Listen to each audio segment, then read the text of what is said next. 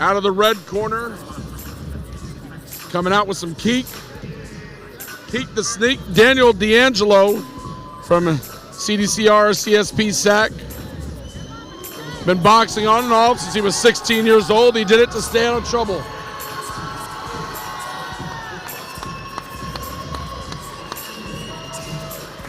Trains out at UFC Gym Sacramento under Marcus Reeves. Other than boxing, this guy is a family man. Like to dedicate and thank his family and friends.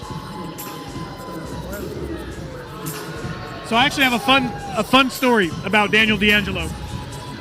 So about 8-9 years ago, when I first started training at Grimm's gym, he actually came in and we were supposed to spar. I can't remember what happened. He was from another gym, and it just never happened.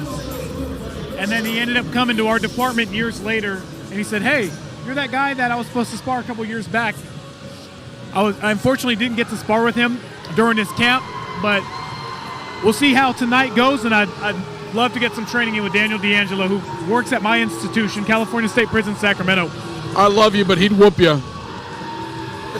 Now, coming out of the blue corner, somebody I actually did spar with during this camp, Tyler McCown, representing California Medical Facility. He's been with the department for 18 months, about a year and a half. Started boxing in 2019. What made him want to box? He was inspired by Rocky films, and he wanted to learn how to defend himself. Said his dad boxed and kickboxed in his adolescence, and he trains with the Ring of Truth Boxing Club at Maximum Fitness in Vacaville. So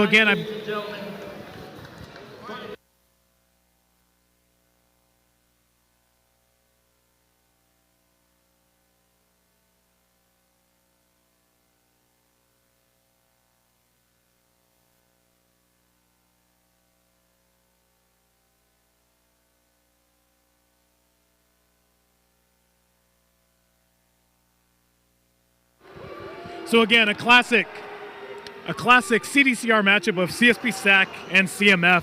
Both came pretty deep tonight. CMF really well represented. I feel like every other fighter we've been calling out somebody from CMF. But another 12-year age gap, so tied for the largest age gap in fighters today as and we're off. D'Angelo is 12 years older. And D'Angelo's starting out strong. Like I told you, he would whoop you.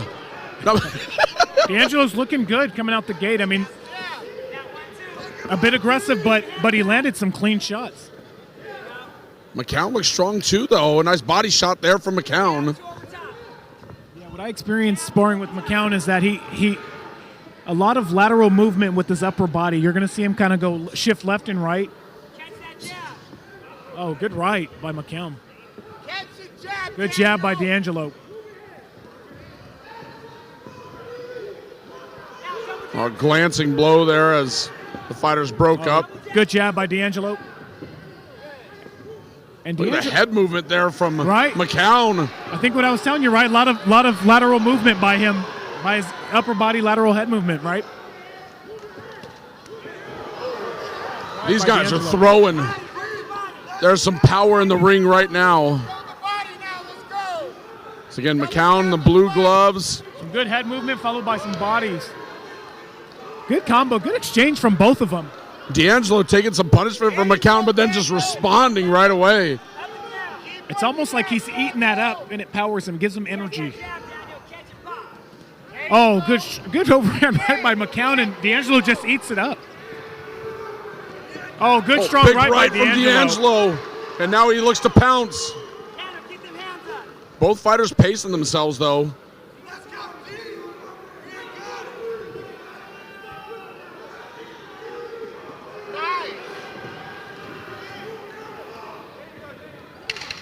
And if you take a look at Daniel D'Angelo, right, when he's actively engaged, he's looking at his shots. He's trying to pick his shots. Look at his eyes, right? Even when McCown exchanges with him or throws, he keeps his eyes on McCown. And he's gotten hit with some big shots, but Daniel D'Angelo not flinching at all as he just looks to respond to whatever Tyler McCown's throwing at him. Oh, like you said, and that's, I think, how some boxers are. Is I think just some boxers, right, they react, off of the exchange. Some people, right, they get punched they receive punches like that, and they're quick to go to defense. D'Angelo just exploded with offense. Good first round. And that's one of those things, yes, maybe D'Angelo can take the punishment, but he's going to lose some points with the judges because he's just standing there and letting McCown tee off a bit.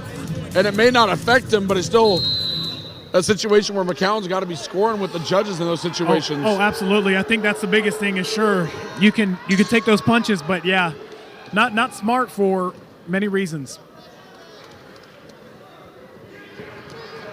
Oh, good footwork by McCown, but D'Angelo just countering with lots of power. D'Angelo's so wide-eyed the whole fight. His eyes are wide open. He is seeing his target. And that's a great way to describe what you're seeing from his facial expression. Oh, big right hand from McCown. 2 rights. Followed by a big left by D'Angelo. Well, jab there from D'Angelo. And you look at McCown shake his head as he acknowledges D'Angelo. Oh, 2 gamers. Big right from D'Angelo as the fighters get tied up here about midway through round number 2. Really tough round to call in round 1. Don't know how these fighters are feeling after that first round. 2 big rights by D'Angelo. And McCown kind of looks back with a smile. I'll tell you what, man, I'm still loving. I love the head movement, the footwork by McCown. Oh, and he throws punches off the head work. But D'Angelo just responds and counters very well. You mentioned the head movement by McCown. You're seeing it on display again as he dodges a few punches from D'Angelo. Jab there from D'Angelo lands. McCown pushes forward.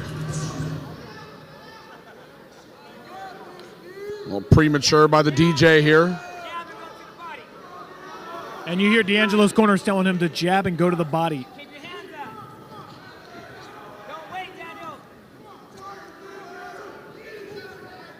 I think for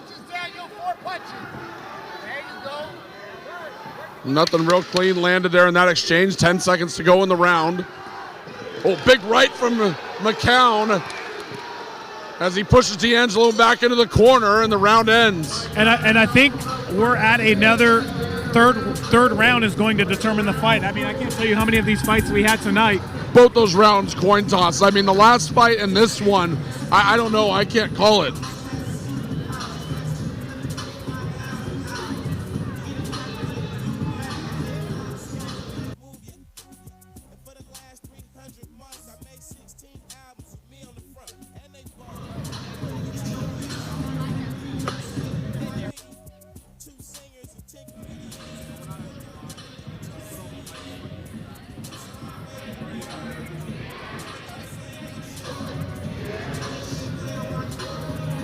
Yeah, it's interesting to think about the mental side of this in between the second and third rounds and how these fighters are feeling. You and I kind of both agree. You can't really call either the first 2 rounds. Very close rounds. Don't envy the judges. If I had to guess, I thought D'Angelo took the first, and I think McCown arguably did enough to win the second. So we'll see.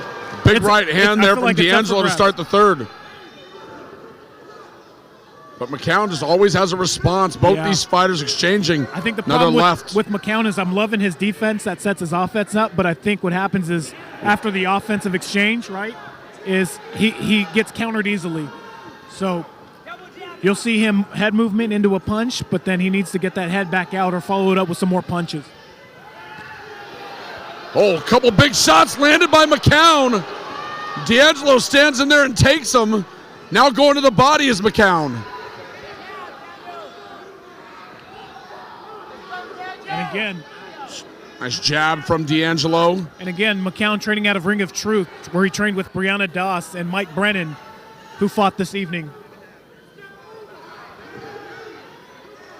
So I think what you're going to see is and you see look that at the footwork from the big fella McCown. Lands a jab. And I like that part of his boxing skill set is he sets up his offense off of defense. He doesn't just throw. He'll usually throw a little bit of head movement in there. He'll kind of step a couple of different ways and then throw. Oh, good shot to the body by McCown. McCown has the footwork of a much smaller fighter. There's 10 seconds to go in the round. What do they got left? A big right and a left from McCown. D'Angelo responds. McCown right back.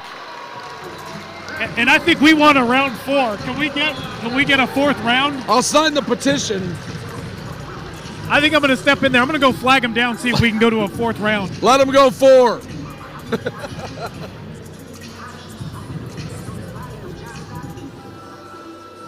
These two guys just put on a show, and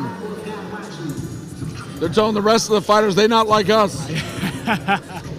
I would love to see that fight again. That was awesome.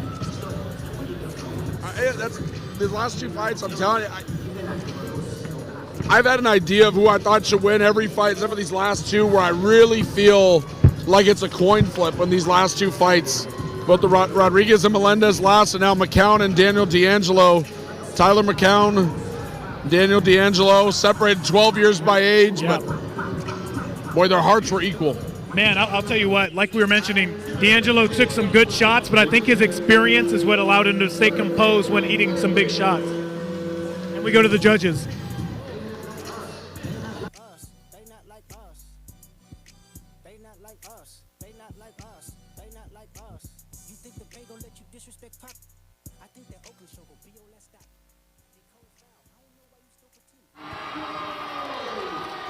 And out of the red corner, representing California State Prison, Sacramento, Daniel D'Angelo.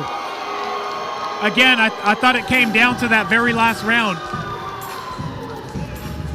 Yeah, I mean, that's one of those hard to question the judges whichever way they went. In a true coin flip fight, I thought both fighters put their best foot forward, and I wouldn't have been mad with either fighter winning that one. But hats off to Tyler McCown for fighting a great fight. And then, but it's Daniel D'Angelo coming away with a victory.